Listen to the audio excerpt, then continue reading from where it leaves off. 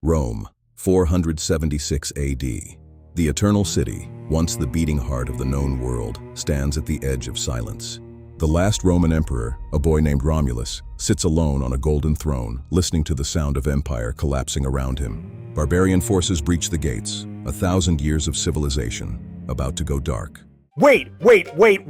Before the lights go out on the greatest empire in human history, what if they didn't? Welcome to Chronix Lab. I am Dox. Professor Chronix has already broken 2 beakers today. Today we are asking the most gloriously chaotic what-if question in all of human history. What if the Roman Empire had never fallen? Chronix Lab, the temporal research facility where history gets a second chance, and sometimes a third. To understand what we might lose, we first need to understand what Rome actually was. And Rome was extraordinary.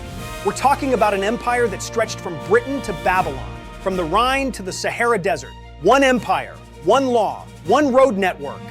At its peak in 117 AD, the Roman Empire covered 5 million square kilometers and housed an estimated 70 million people, roughly 21% of the global population. The Romans built 80,000 kilometers of roads, so precisely engineered that many still exist today, nearly 2,000 years later. Roads! They built roads that lasted 2,000 years. My apartment building is 30 years old and the ceiling is already dripping. Roman aqueducts supplied 1 million liters of fresh water per day to the city of Rome alone. Their concrete formula remains partially unsolved by modern engineers. Roman law formed the backbone of modern legal systems across Europe, Latin America, and beyond. The concept that you are innocent until proven guilty, Rome gave us that. Innocent until proven guilty, trial by jury, written legal codes. These aren't modern inventions. These are Roman inventions that we almost lost. Latin became the parent language of French, Spanish, Italian, Portuguese, Romanian, and Catalan, spoken today by approximately 1.2 billion people. But empires, like all things, can fall. Rome's decline was slow, painful, and entirely preventable, a death by 1,000 cuts. Political instability, military overextension, economic crisis, plague. In the 3rd century alone, Rome had 50 different emperors. 50 in 50 years. The crisis of the 3rd century, 235 to 284 AD, saw the empire nearly fragment permanently. Military expenditure reached 80% of the imperial budget. In 410 AD, the unthinkable happened. The Visigoths sacked Rome. For the first time in 800 years, an enemy army stood inside the city walls. And then came September 4th, 476 AD. The Germanic chieftain Odoacer deposed young Romulus Augustulus. The Western Roman Empire ceased to exist. 1,000 years. 1,000 years of civilization gone. What followed? The Dark Ages. Centuries of lost knowledge, lost progress, lost potential. The period between 500 and 1000 AD saw a documented decline in literacy rates, urban populations, long-distance trade, and scientific advancement across Western Europe. But today, in the Chronix Lab, we rewrite the ending. We stabilize the empire. We keep the lights on. We ask, what happens next? Dox, fire up the timeline projector. We're going alternate history, maximum chaos, maximum speculation, minimum safety protocols. Activating timeline projector. Safety protocols are not optional, Professor. I am also noting this for the incident report. In our alternate timeline, a stronger emperor takes power in 476 AD. Military reforms hold the borders. Economic restructuring stabilizes the currency. Rome does not fall. The butterfly flaps its wings in 476 AD, and history diverges forever. Let's follow where it leads. First consequence, and it is enormous. No Dark Ages. In our timeline, Western Europe lost centuries of progress. In this one, that gap never opens. Think about what the Dark Ages actually cost humanity. We lost manuscripts, medical knowledge, engineering techniques, entire libraries of accumulated wisdom. That doesn't happen. Projections suggest continuous Roman scientific progress could have accelerated key discoveries by 500 to 700 years. The printing press, germ theory, calculus, all potentially arriving much earlier. Latin consolidates as the global language of science, law, and commerce, much as English does today, but far earlier and far more uniformly. One language! Can you imagine? No language barriers across an entire continent. Trade becomes effortless. Scientific collaboration becomes seamless. Currently, language fragmentation costs the global economy an estimated 25% in translation, miscommunication, and market access friction. Rome eliminates this entirely in Europe. Roman road infrastructure expands further. Roman engineers, now unbounded by collapse, begin connecting the empire's farthest reaches, deeper into Africa, toward India. Roads reaching India, a continuous Roman highway system from Scotland to the Himalayas. The Silk Road becomes a Roman road. Historical Rome had begun eastward diplomatic contact. A sustained empire would likely have formalized permanent trade routes to China within 200 to 300 years. And then comes the truly astonishing possibility, an early industrial revolution. Rome already had water mills, cranes, and steam-based toys. They understood the principles. The Romans had a working steam engine called the Aeolipile, invented in the 1st century AD. They just never scaled it up because they had cheap slave labor instead. Historical data confirms the Aeolipile of Hero of Alexandria demonstrated steam-powered rotation in 50 AD. Economic modeling suggests steam industrialization was technologically plausible by 600 to 800 AD under sustained imperial conditions. Roman medicine, already remarkably advanced, continues to develop.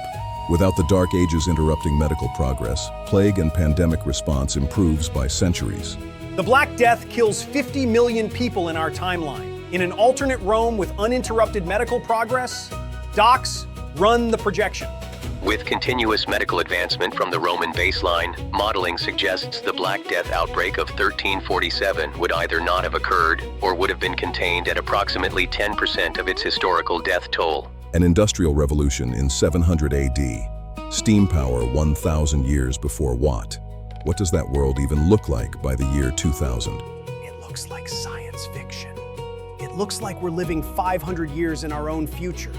It looks absolutely, magnificently insane. But hold on, because this is Chronix Lab, and we don't just hand you the good news. We ask the uncomfortable questions too. Okay.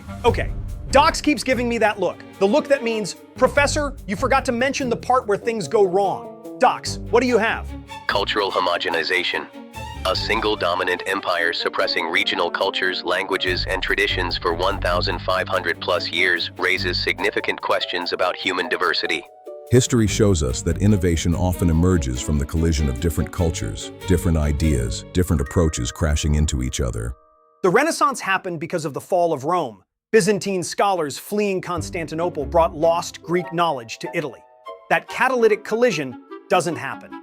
Correct. The fragmentation of Rome, while destructive in many ways, also created competitive nation-states that drove innovation through rivalry. England, France, Spain, all products of that fragmentation. And what about freedom? The Roman Empire was not a democracy. It was an authoritarian state. A single global Roman Empire means a single global authority over all of humanity. This is the part that gives me complicated feelings, Dox, because on one hand, roads, medicine, no dark ages, but on the other hand, who guards the guardians? Juvenal asked that question in 100 AD. The Latin phrase is quis custodiet ipsos custodes. It remains unanswered in both timelines. Here's the paradox at the heart of this what if. The fall of Rome was catastrophic, and the fall of Rome was also in some ways a beginning. The collapse created space.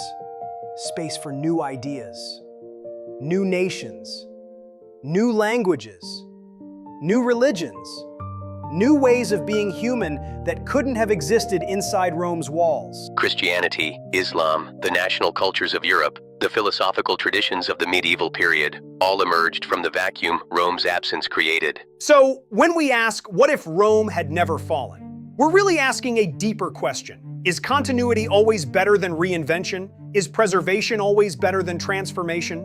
The data does not answer that question. No data set can. It is a question of values, not variables.